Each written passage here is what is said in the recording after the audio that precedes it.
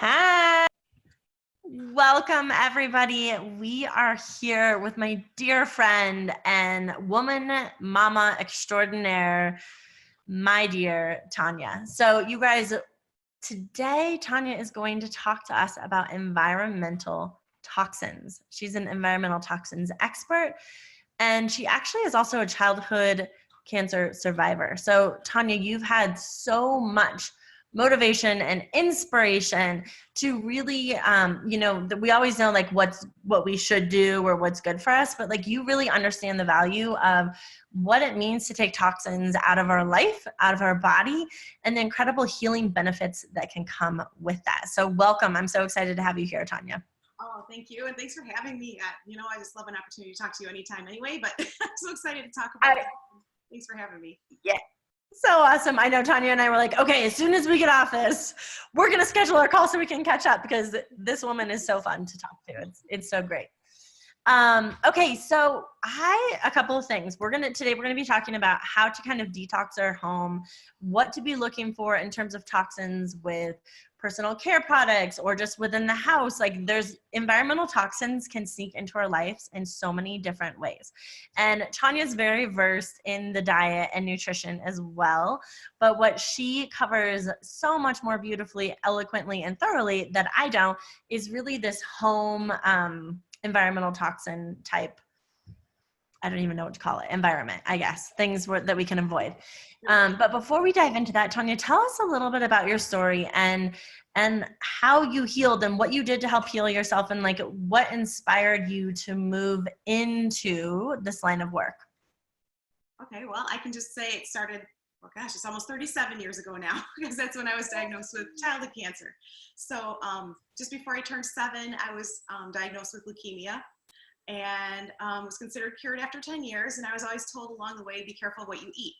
So fast forward, I had my son, and when he was in 2nd grade, the teacher called and said, we want to test him for some type of attention issues. He's exhibiting some of these symptoms, and I had seen them at home, so I knew something was going on. But I don't know what it was inside me, but I just said, can I have a little bit more time to research? And this was back in 2006. So research wasn't as available as it is now. And definitely, I don't think this stuff was as well known. So I don't know if it was something that happened with them always saying, be careful with what you eat, what I heard growing up. But I went home and I researched online and I found all this information, and I took a few things out of his diet. I learned that things like artificial colors and artificial preservatives, that type of thing, can really make an impact on children and learning and attention. So took those things out of his diet, went back to school. It was 3 or 4 weeks later, and they said, we don't want to test him anymore. So we didn't cure it.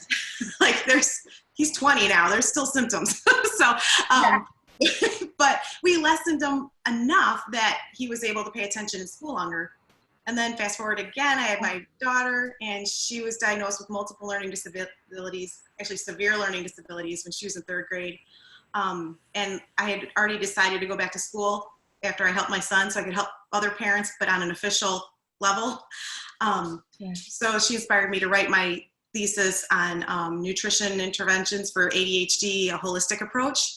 And then I realized so much between my son and my daughter that it's not just what we eat, it's what is all around us. So that really led me into this path of buying safer products, but then realizing, oh my gosh, the word natural doesn't mean a thing. And even they can put the word organic on it and it doesn't even mean anything unless you know what to look for on the label. So that's when I was like, okay, I need to talk about this more.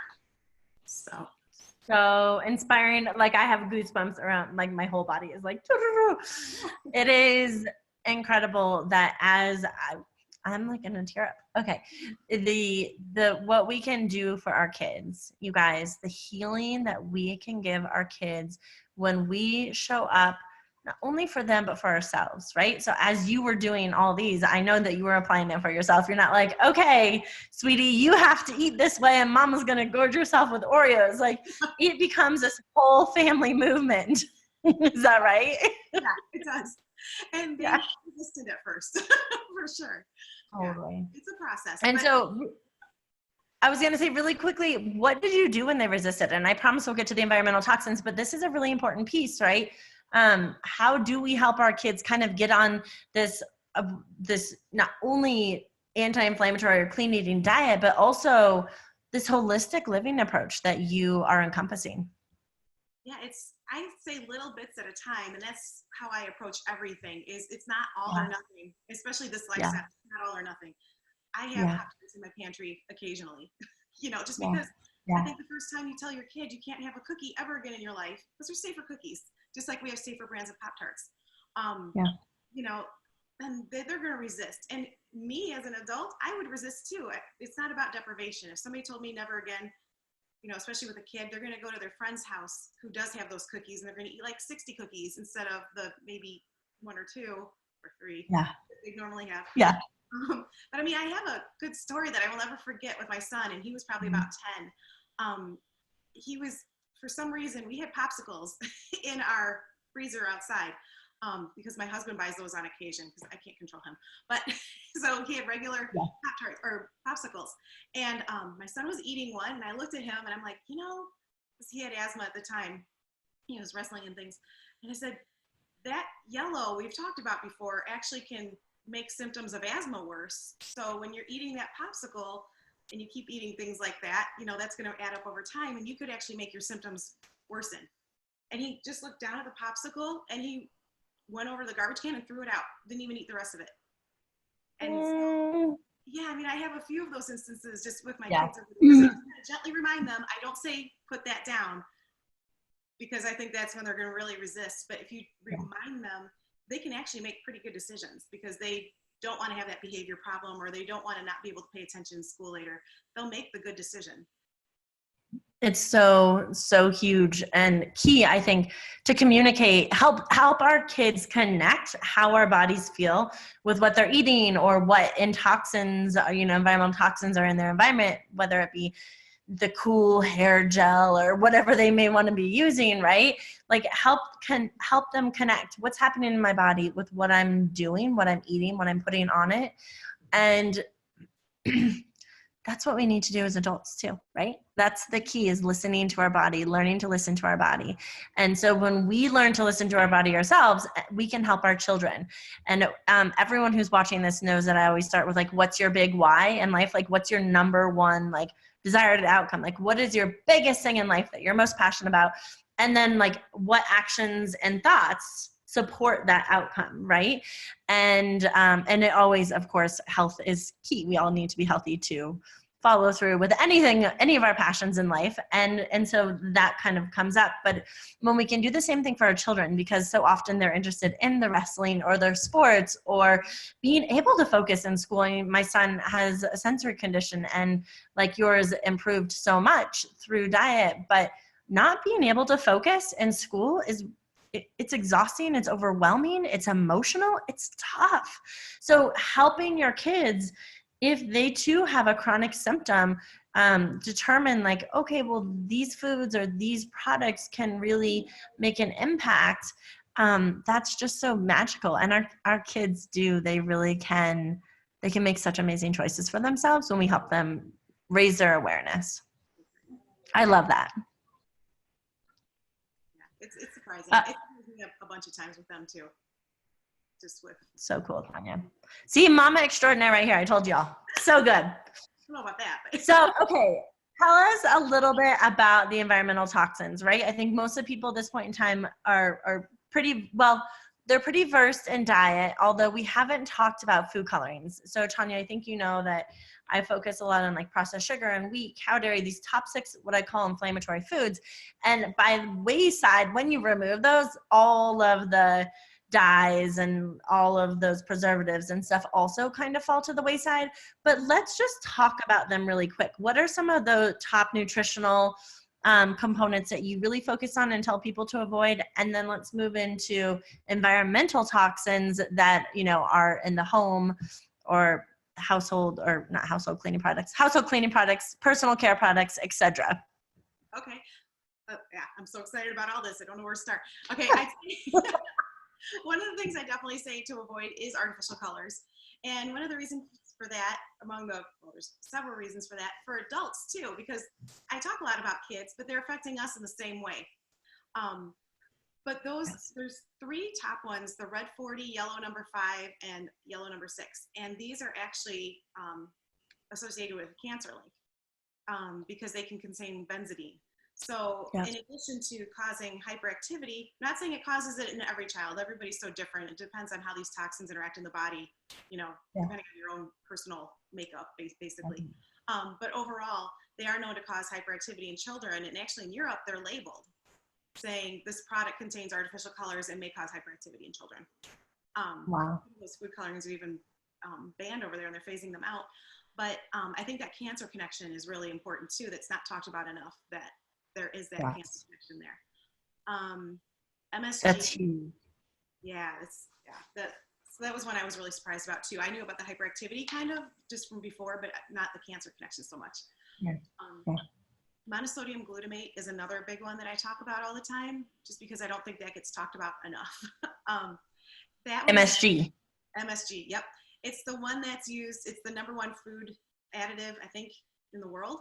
I think. Wow, no way. I did not know that.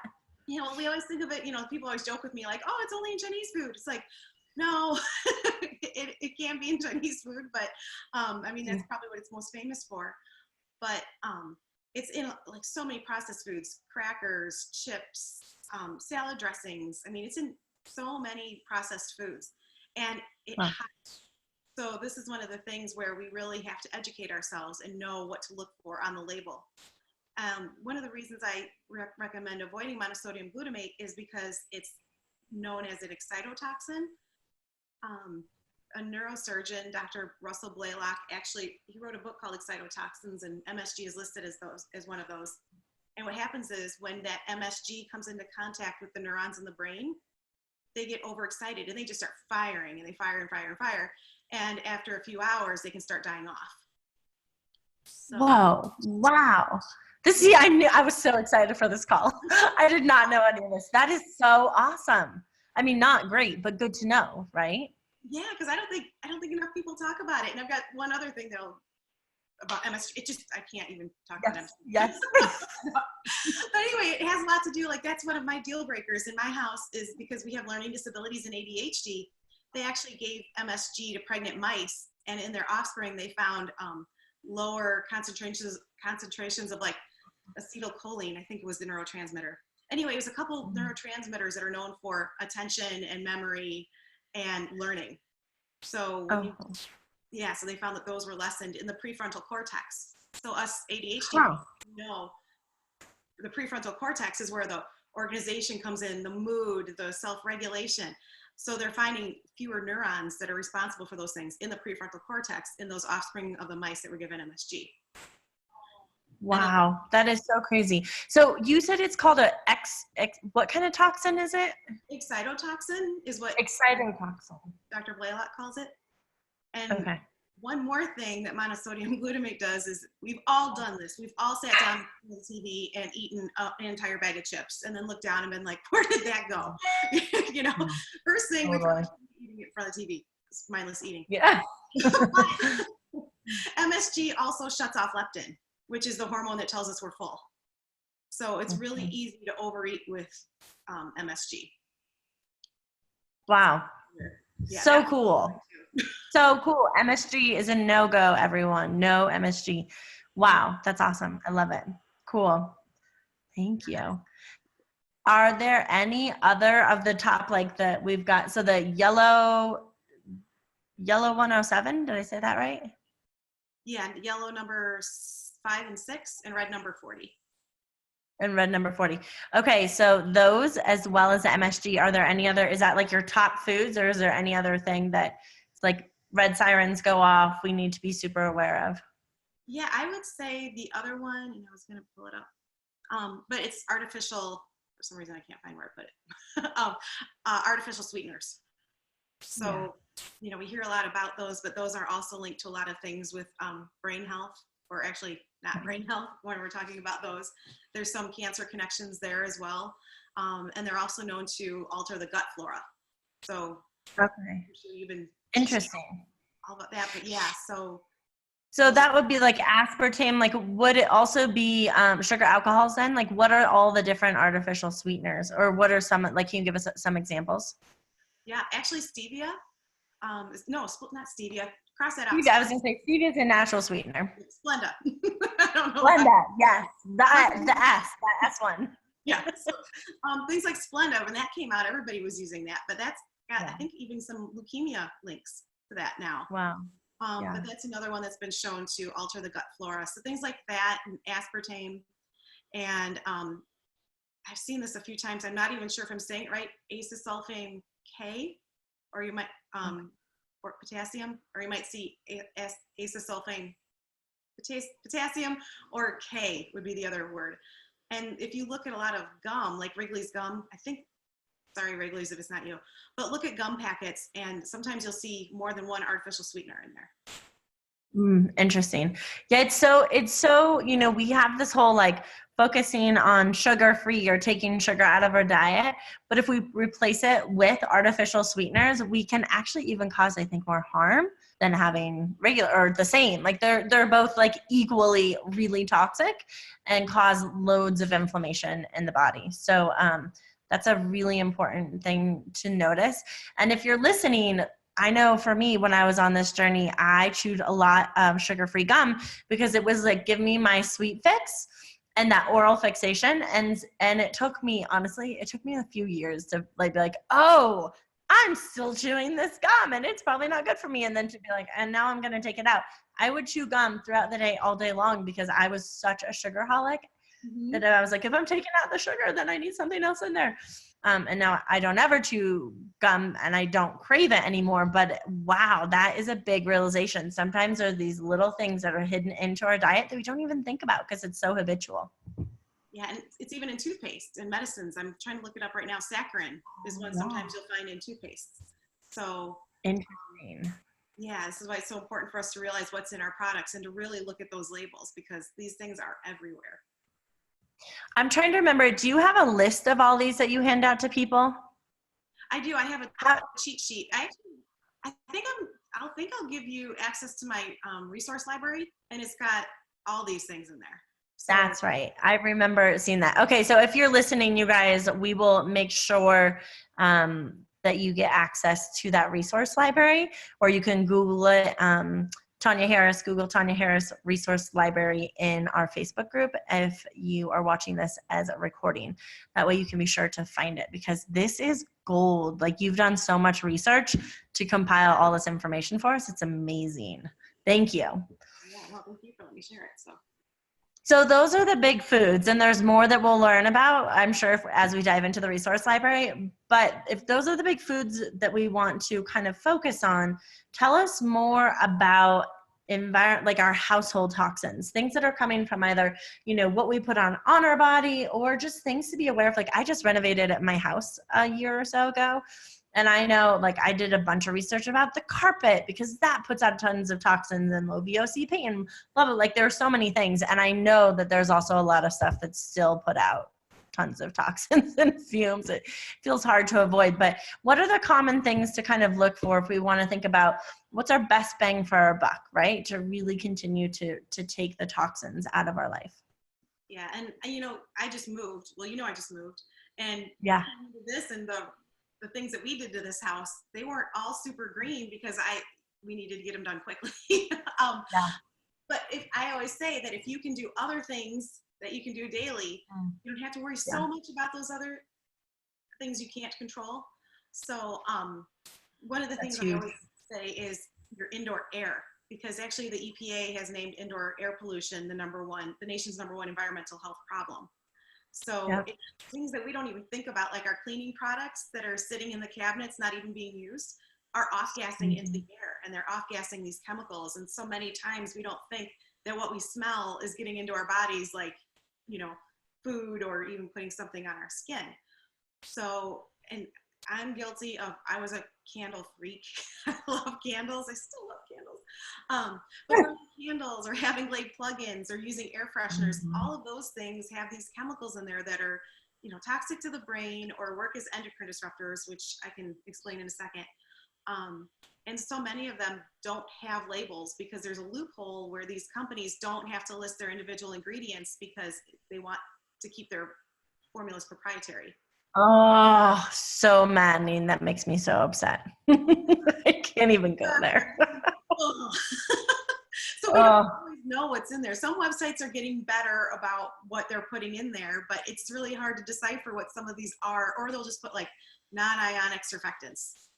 Well, what non-ionic surfactants? They're just putting kind of a general thing on there.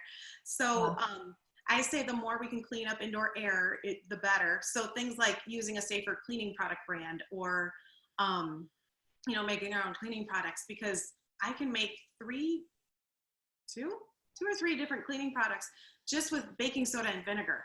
So there are things that are already in your pantry. Yeah, I mean, I use that as a toilet bowl cleaner. It's so fun. Don't ask, I'm weird. Okay, so you just pour some vinegar or pour some baking soda into the toilet bowl, and I just eyeball it, and then dump vinegar on top, and it fizzes. And then I add some essential oils, and then I scrub it. It's awesome. It's fun. Amazing. You're like, I'm being productive, a science experiment. What are the essential oils that you put in? Like a lemon or? Yeah, I've done lemon before, especially before companies coming over, but most of the time I use tea tree oil. Okay. Which is a different scent, so I don't use that so much when guests are coming over. There's some really great things. I cannot remember the brand, but I just started using it. But it's an essential oil blend from, I get it from Vermont Soap Organics, and it's something you just spray right on the toilet seat too for things like that just kind of spray and leave. And I mean, how easy is that? That's so incredible. We have who do we use? Oh, Young Living. There's a company or a essential oil called Thieves, and they make like a Thieves laundry detergent, Thieves hand soap, Thieves general cleaner. So that's like the primary cleaner that we use that works really. It's like lemon and cinnamon and cloves and add tea tree oil. I think there's like a combination of a bunch of different things that go in it, but it's really good. Yeah, and Thieves is awesome to I think diffuse. I like to diffuse that even during the holidays because it's got that heavy cinnamon. So there's things too that you can essential oils, diffuse those into the air instead of using candles, because they have some have germ fighting activities, but then they smell so good, and then you're not putting those chemicals into your home. Yeah, I know, like the stuff, the flavors, the types, the lemon and the cloves and everything that makes up Thieves is antibacterial. It's anti-parasitic. Like when I was on my journey of healing, I use so many essential oils to help kill off the eggs and the parasites and the bacteria and the spirochetes. It's amazing. So I didn't think we were going to talk about essential oils, but it's pretty cool what can be done with them. I love it. What other, so say you're like, essential oils intimidates me. If you haven't like been around them or you don't know what to use, you're like, I don't know. What other household cleaning products are good? Are there specific brands that you might recommend in terms of, I just want to run to the grocery store and get something? What would be some good brands? I'm trying to think, because my favorite one I cannot get from the grocery store. What's your favorite one and where do you get it? I get it online. It's Vermont Soap Organics, and by far, it is my favorite. And other than that, I just use distilled water and vinegar, unless I'm washing my marble countertops, because you don't want to put vinegar on marble or granite. I don't have granite countertops because it can itch. But Vermont Soap Organics is a great one. It's based on Castile soap. Cool. It's so good. And then they actually have one that has no scent, but it gets everything off. If I have a hard stain or hard, something got on the floor or on my table, it's not coming off, I just do a couple sprays of that, leave it for a couple minutes, I come back and it comes right up. And it's my favorite. And I use their dish soap. I can't say enough about that line. That is my favorite. Wow, that's super good to know. Mm-hmm. That's awesome. What about a carpet cleaner? Actually, I use my baking soda and vinegar. Oh. Mm-hmm. So cool. And it's super cool. You just sprinkle again just do a little bit of baking soda, sprinkle it. Like, don't dump it. I've made that mistake that your carpet gets hard. So just sprinkle a little bit. And then I take like a solo cup because I like to be able to control how much vinegar I pour. I pour the gallon. It's like, so the same thing, a little bit at a time, and just keep pouring that vinegar a little bit at a time when you see the baking soda come up. and then blot it. But you'll actually see the stain lift out of the carpet. I've gotten red wine out of my beige carpet with that. No way. Mm-hmm. Oh, this is so good. Okay, awesome. I love it. Thank you. Beautiful. So we're going to do vinegar and baking soda for cleaning. And I'm definitely going to check out the Vermont Soap Organics because that sounds amazing as well. Okay, cool. So we know we want to help with our indoor air quality, right? Looking at what are household cleaning products. What are other things that determine or impact our indoor air quality? Candles. No candles. No candles, yeah. Things like, I guess I should also say oven cleaner, because this really surprised me is the spray oven cleaner, because it's got things like isobutane in there, which is neurotoxic, so it's toxic to the brain. But again, I use my vinegar and baking soda in there. It's messier, I will say, but it does a great job. So I sprinkle a little bit of baking soda on the bottom, and I take a spray bottle of vinegar and I spray that vinegar on top, and it fizzes. And you can either leave it there for a little while, or you can scrub it right out, and it gets everything out. But I didn't realize when we're cooking, if we have charred pieces of food in our ovens, it can actually let off toxic fumes, as it's basically like recooking those things. Right. Yeah, so we're actually putting more fumes and more dangerous toxins into the air if we haven't cleaned our ovens. The other thing is to not use the oven's self-cleaning feature. Okay. Because a lot of ovens like that have chemical coatings on the inside. I think a lot of them, if not all of them, use like a Teflon. So it heats it so high that it's releasing those toxic fumes into the house. And they actually have said, if you have pets or especially birds, get them out of the house before you use the self-cleaning oven feature. Wow. Which I've never heard of. Wow, that's amazing. Yeah, and I think some health thing, I can't remember the exact government, whatever, in Texas says, leave the house when you're using this, leave the house when you're using your self-cleaning oven feature. So I think that's so good to know. God, this is gold nuggets that we just don't necessarily think about, right? Amazing. Okay, so that's cleaning. Let's move on to our personal care, right? There's shampoo and lotions and makeup, and how do we manage all of that? I mean, I'm always trying to look for healthy brands, and it's sunscreen too. I remember at spring break I texted you. I'm like, what kind of sunscreen do I get? Because the stuff that I like Alba, I think is what I had used before, and you're like, it's okay, right? So how do we begin to navigate this whole thing? What do you recommend? And I don't know, how do we even begin to navigate this process? Yeah, it's a hard one, I will say, but I recommend just looking at your top one or two, and this is in every category about everything I've talked about. Look at your top one or two most used toxic things are not the best brand, and replace those first. So same thing for food and beverages, and also for cleaning products. Start making a pool of your own and slowly replacing them, because it's not true that you need a separate cleaning product for every surface of your house. You really don't. Once you clean that out, holy cow, then you have so much more room, and it's awesome. But for cosmetics, because especially for I've done some film things and done some things where I need heavier makeup. I don't always use all non-toxic then, but I feel okay about that because I do use non-toxic on a daily basis.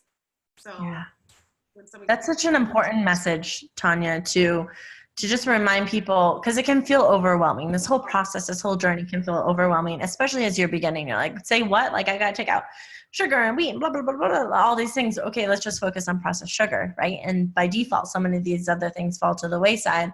And we're looking at these environmental toxins. Like you said, if every day you put on a certain cream, if every day you put on a certain makeup, if every day you use a certain cleaning product, you just choose one or two of those and swap them out, then every day you're stopping those toxins absorbing your body. So like you said, when you do take a hit here or there, which we all will at different times, it's unavoidable, and our body is prepared to push toxins and inflammation out of it. That's part of our survival mechanism. But when it's every day, those constant daily hits, it really builds up. So that's such great advice. I love, love, love that. Okay, so I interrupted you, but I just had to emphasize that piece because it's so important. Oh, yeah. So, okay, we're going to swap those couple of things out. Oh, sorry. What's that? I was just gonna say, who can afford to do it too, to have a completely non-toxic home and non-toxic products? And plus, nobody's gonna take my favorite mascara away from me, never. Yeah. It's cleaner, Yeah. but and the other thing is, if we're buying those 1 or 2 products at a time, you know, then the next time we go out, maybe we buy 1 or 2 safer ones and then buy the rest regular. Pretty soon you're going to have a pretty safe kitchen, bathroom, and cleaning cabinet. Yeah. Yeah. And then I also recommend following the 80-20 rule, as long as we're on here, and I'll get to the beauty stuff in a second because it's my favorite topic. 80-20 rule. So I think it applies for so many things, but it applies for this too. If you can buy safer products 80% of the time, or do 60-40 or 50, whatever, 50-50, whatever you can do. Those small changes are going to have a big impact. But then you don't have to worry so much if you're at somebody's house who doesn't live like this or have safer foods, or if you're traveling and you run out of something and you have to run to the store, you don't have to worry so much. So I really recommend that, because so many people are like, oh my God, my shampoo, my moisturizer, my everything. So just look at those top, excuse me, 1 or 2, and then it becomes much more doable. But it really, what I want to say too about the skincare is, I think we worry so much about what we eat. It's not so much about what we put on our skin, but the research I was doing was some of these chemicals can get into the body pretty quickly. Some actually are called absorption enhancers, and they can actually help things get into the skin right away. And when they get into the skin, they don't have to go through the same detoxification process or the same digestion that food does when we break it down and do all the stuff. It just goes right into the bloodstream. So, you know, it is something we definitely have to think about. Things like toothpaste, I really recommend replacing first, especially if you're using Colgate, because I hate calling out brand names, but I think it's so good to know. It's important though for people to know, I think. It is, because triclosan is in Colgate, and that is an endocrine disruptor. And I mentioned that earlier. But what an endocrine disruptor is a man-made chemical that can affect our body's hormones. It actually interferes with the endocrine system. And the endocrine system is where our hormones are made. So it can either, there's a few ways it can do it, but basically they can either block or mimic the hormones, or shut off the hormone production, or over-secrete the hormones with these endocrine disruptors. And that's one of the things triclosan does. And that's in your toothpaste. So when we're putting it in our mouth, the thing I like to say is, when you're having a heart attack, what is that medicine they're giving you? Like nitroglycerin? Is that it that they have? I don't know. I don't either. Aspirin. Don't you take aspirin? But there's a medicine that, like, the ambulance gives you, I think, like aspirin too. They have you put something under the tongue. And the reason they do that is because it's so porous in there. It gets into your body really quickly. So you're just basically putting that triclosan into your body so quickly to do its damage. And there's hormones for everything. It's not just like, oh, you're moody, you got hormones. It's not just mood, it's sleep, it's appetite, it's the immune system. It's, you know, every single function in your body has a hormone for it. So when you're using one of these man-made chemicals that act as endocrine disruptors, you can see where so many things can crop up, like heart disease, weight gain, inflammation, so many of these different.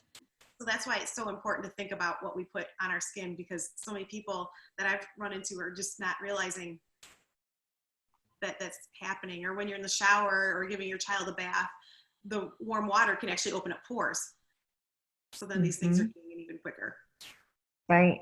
And I'm just thinking, like, gosh, with our kids, like, that, you know, we're giving them Colgate or maybe bubble bath that has, you know, toxins in it, and we're in the warm bath, and like that's they're starting off at a young age. Like their endocrine system is becoming disrupted at such a young age, and that just breaks my heart.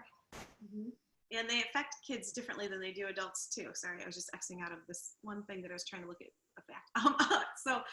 But they affect kids differently too, because kids have thinner skin and they're more closely tied to their environment. So they're more exposed to these chemicals, even more air. But their important systems are still developing. So if we're putting something in their bodies that's going to interfere with one of their hormones, because that's why kids' brain health too, it's so important to avoid these endocrine disruptors, because brain health development is so dependent on hormones. So that's why I always recommend too, if you can avoid things like endocrine disruptors, which include like BPA, and phthalates and triclosan, and parabens. Parabens are another big thing to look for in personal care products, and those are the ones that made the news a few years ago with they found 6 types of parabens in the tissue of breast cancer biopsies. Oh.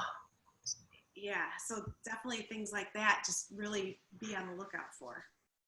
And those are things that you find even, well, the BPA, right? That's a big movement in terms of plastic. So I remember like I had a plastic water bottle or an Nalgene or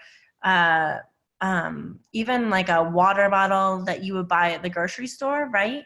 Like those types of plastics, even cans had BPA. Like there was BPA in everything. So I always look for BPA free. And I feel like there's a big movement towards BPA. Don't look for BPA free. What's I recommend don't, not. okay. Nope.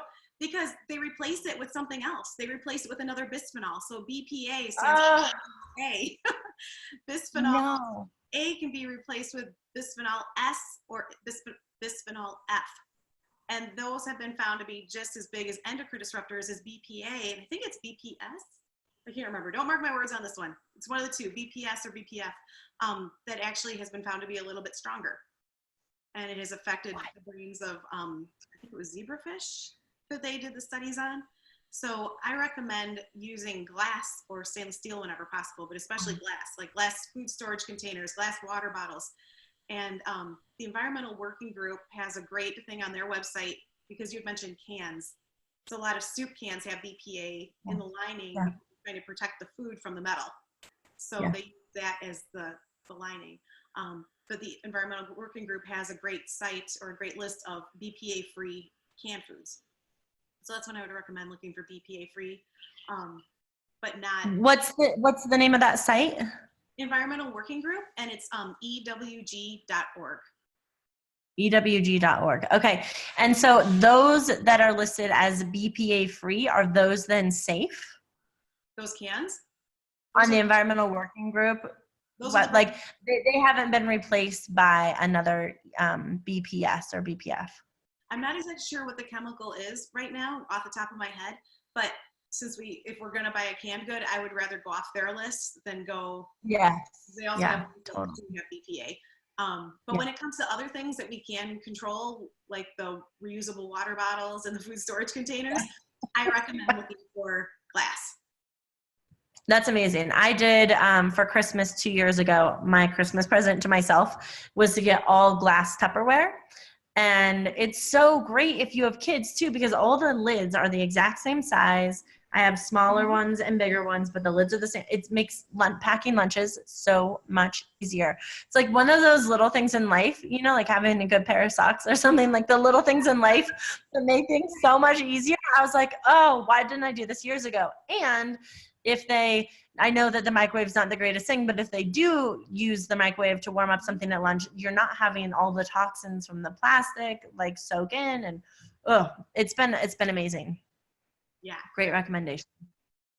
Yeah, that's a good one. And then I always say too, when we're talking about packing lunches, things like plastic baggies, because some moms will be like, oh, I can't, if you can't afford to do all of it all at once, I always say, look at your top 1 or 2 food storage containers you use the most, replace those first. But if you have to send your child to school with something in a baggie, as long as it's not hot, things like dry foods like pretzels or whatever, those can go in a plastic baggie, no problem. But the bigger things or warm things should definitely go into the glass.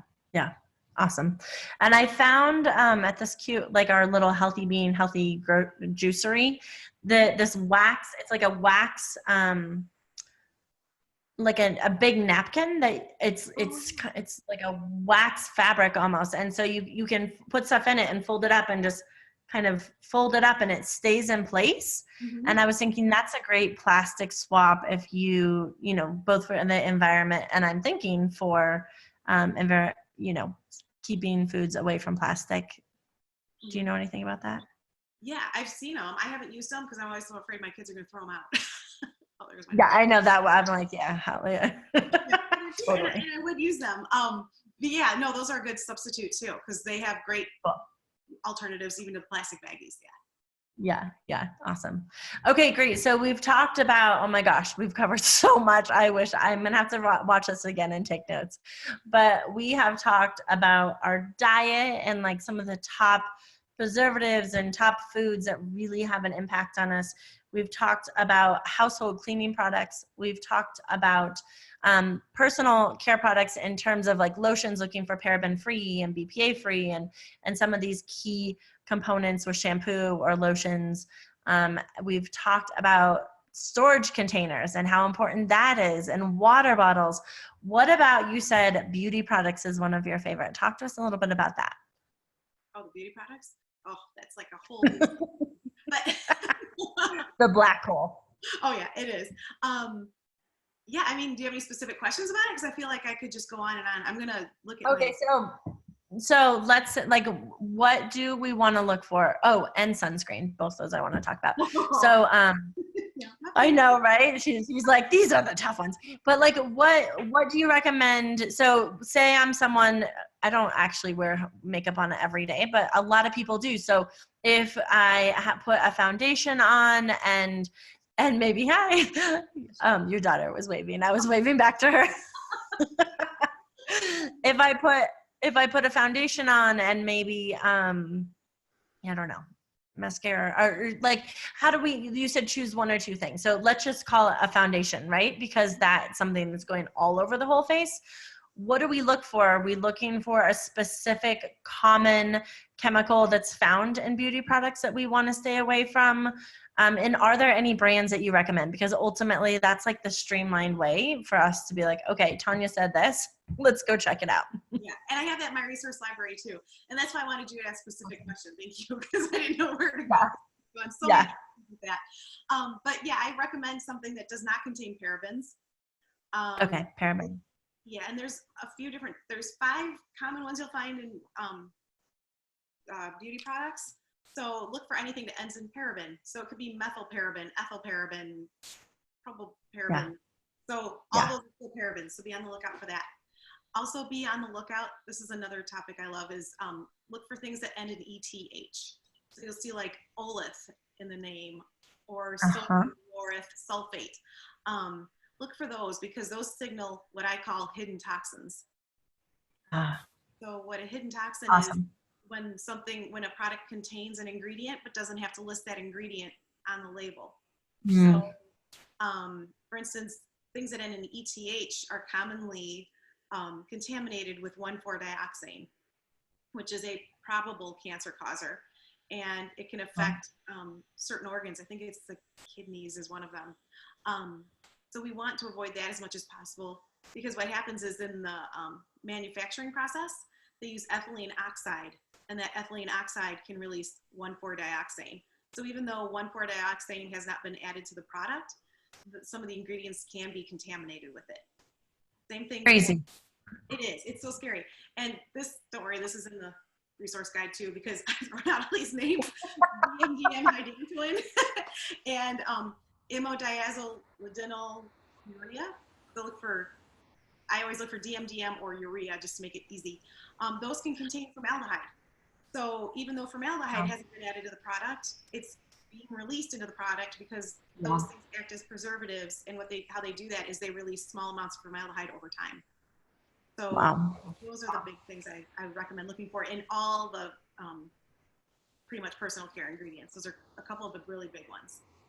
That's huge. That's awesome. And so are there any specific lotion and makeup lines that you recommend? Like, you gave us a line for household cleaning products. Is there anything that you're like, this is pretty clean, it's a good place to start? I like Green Envy. That's online. Luckily, I actually have the store in my town, or really close, my old town. They're one of my favorites. I love 100% Pure. I do a couple from Vermont Soap Organics. They have a couple skincares too. And then I do have a Safer Brands to Buy guide in that library with things that you can buy online, and a lot of them you can do on Amazon, so you can get them delivered pretty quickly. And some of them amazing in our health food store, but I just can't think. So Green, right. And this is for both makeup and lotion. Would you like? Do they carry kind of both? Yeah. Awesome. So Green Green Envy, 100% pure, the Vermont organic. Vermont soap. I have it. Yep, exactly. Vermont soap organics, and more to be found on your resource guide.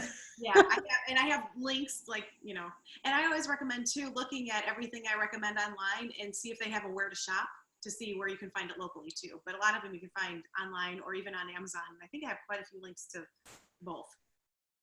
Wow, this is incredible. So you guys, I'm like, holy cow, there is I feel like I've made a real effort to live a green lifestyle in terms of our home, and I know the makeup I put on, like I guess I've did what you tell people to do, choose those couple of things that you use consistently. But listening to what you're saying, it just has really enlightened me into this entire new world of things to be on the lookout for. So I'm so grateful. This information needs to go into the world. So thank you so, so, so much for sharing your knowledge and for, wow, for giving us this resource guide that we can refer to, because all of these names are super hard to remember. That's why I love to do it.